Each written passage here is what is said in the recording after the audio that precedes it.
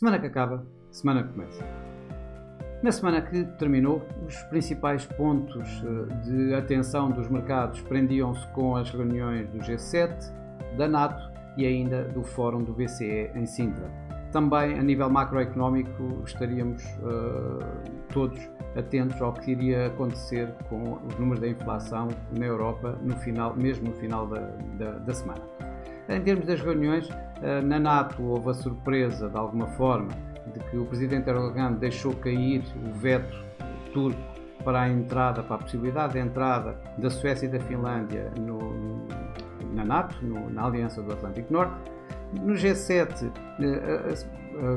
fizeram, digamos, aquilo que se estaria de alguma forma à espera, ou seja, continuam ao lado da Ucrânia na luta contra a Rússia, da invasão russa,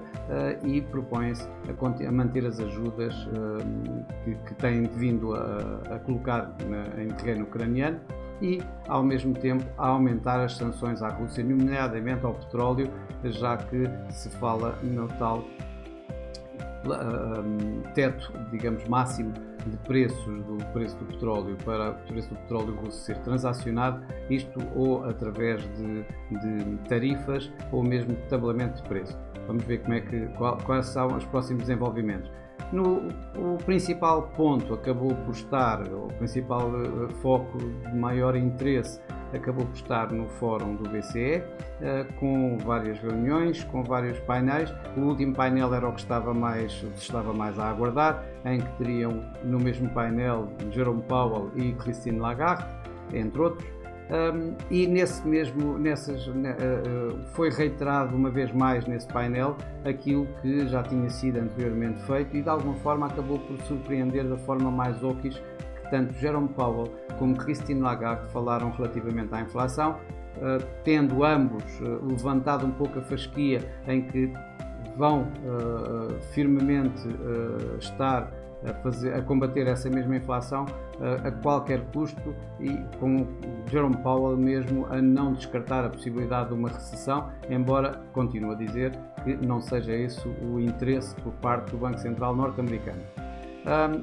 Em termos de dados macroeconómicos, eles tiveram no lado da Europa a tal inflação que os mercados estavam a aguardar, que saiu uma vez mais também como de alguma forma se receava acima e a fazer um novo máximo das últimas décadas. Nos Estados Unidos já foram os dados da despesa pessoal que baixaram, que mostraram, digamos, já alguns entraves, digamos, ao consumo por parte das pessoas em geral, o que levantou uma série de novos receios para uma recessão que pode estar aí a portas, e dessa forma os mercados entraram, digamos, no modo da aversão ao risco ainda mais forte do que estavam, e isso acabou por se refletir em tudo, ou seja, as matérias-primas começaram a cair, nomeadamente, o cobre, que é um metal industrial e que, digamos, de alguma forma é um indicador avançado para uma possibilidade de uma recessão. Inclusive a própria energia, tirando o gás natural acabou a semana em máximos, mais uma vez em máximos das últimas semanas, meses, acima dos 144, mas, por exemplo, o petróleo acabou por, inclusive, também cair durante esta semana em receios renovados da tal recessão que poderá acontecer com a subida de taxas de juros reiterada, uma vez mais, como eu disse, dos banqueiros centrais no tal Fórum do BCE. Também, obviamente, que escusado será dizer que as ações também tiveram exatamente o mesmo caminho, ou seja, a aversão ao risco esteve bastante bem presente nas ações, com mais perdas nesta semana. Fazendo um balanço muito geral do que é que foram os primeiros 6 meses deste ano, o que podemos fazer no mercado acionista, e temos aqui na Europa o DAX e o Eurostock 50, os dois índices talvez mais importantes da própria Europa, a perder durante os primeiros 6 meses quase 20%. Na Ásia, o índice que mais caiu foi o índice sul-coreano, acima dos 20%, mas os que, por exemplo, que menos caíram mais de 8%, e estou a falar do Nikkei no Japão, ou estou a falar do Xangai Composite na China. Já nos Estados Unidos a situação ainda foi pior, em que dos 3 principais índices, o Dow Jones foi o que caiu menos durante estes 6 meses, caiu um pouco mais de 15%, e o Nasdaq foi o que mais caiu, caindo quase 30%. Isto no mercado cambial. No mercado energético, e aqui coloco o petróleo subiu cerca de 40% nestes primeiros 6 meses, vindo de ordem de $75 por barril no início do ano, para neste momento estar acima dos $110 por barril, isto depois de já ter mesmo feito máximos, como podemos ver aqui assim, mas ainda assim,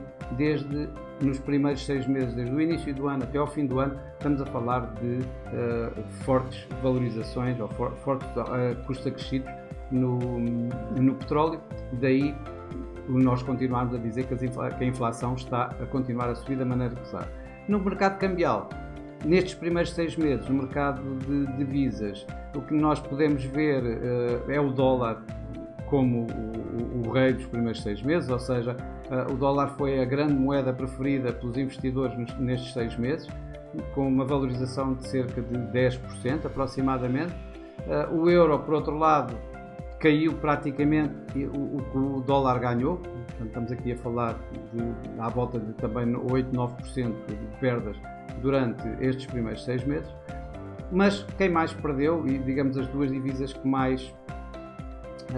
atenção prendem nestes primeiros 6 meses, é pelo lado negativo o Yen, em que com o Banco do Japão a manter a sua política monetária facilitista completamente contrária a todos os outros,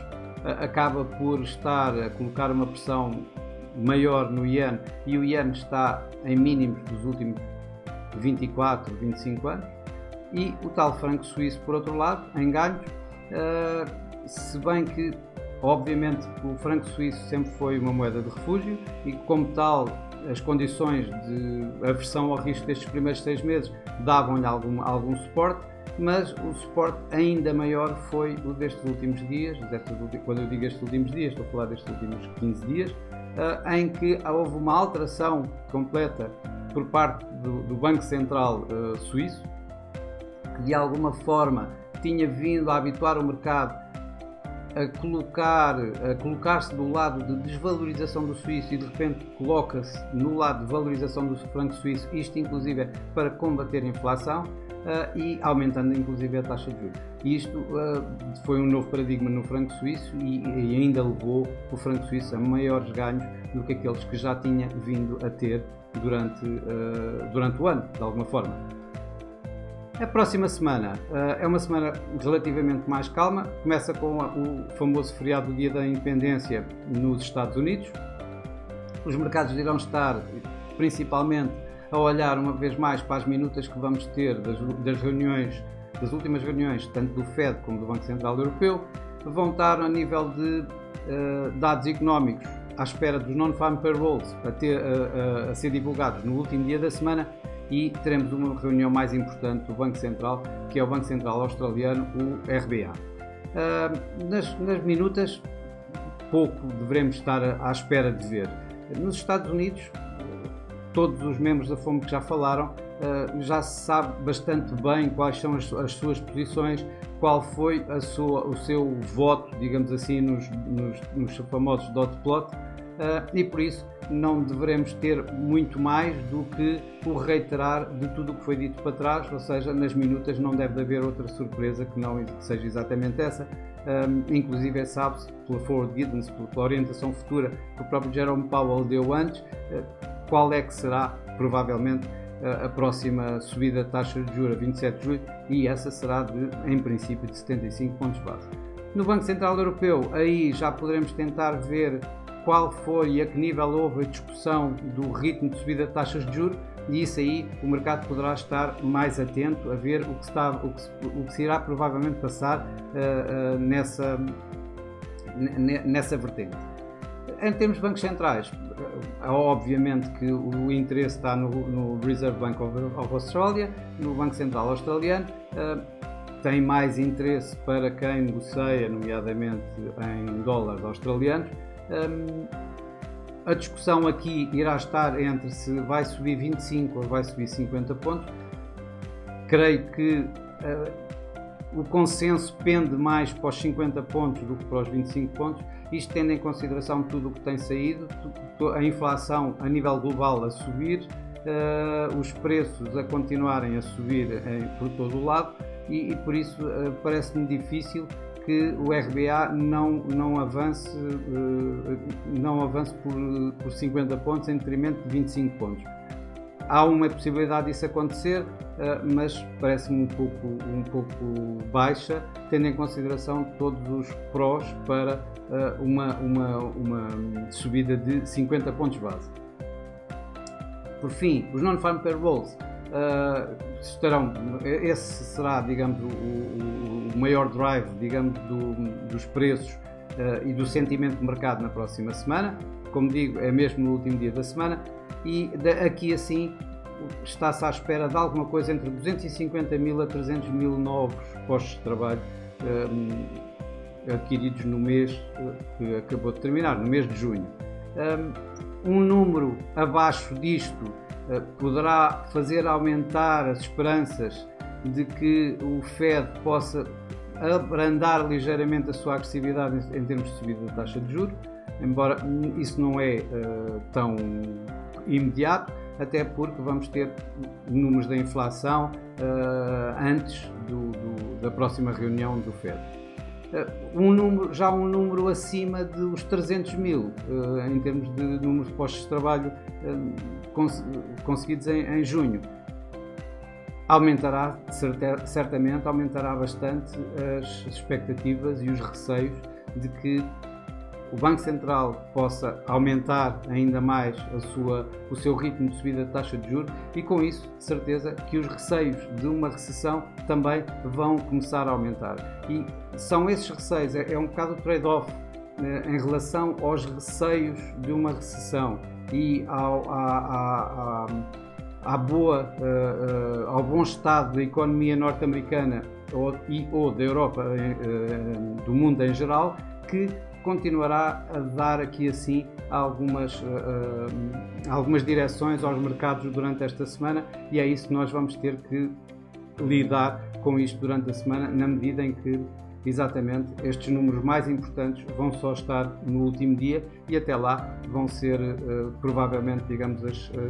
os receios e alguma notícia mais que seja colocada no mercado que pode dar alguma direção aos mercados. Temos de ter ainda atenção ao seguinte: estamos a começar na época de verão, a chamada silly season, como dizem os norte-americanos, e que os mercados começam a ser muito erráticos, as notícias começam a escassear, os dados económicos também não são tão objetivos e de aí temos aqui algum cuidado durante estes próximos tempos com os mercados em geral. Para já é tudo, desejo-vos uma boa semana, bons negócios e para a semana cá estaremos outra vez. Até lá.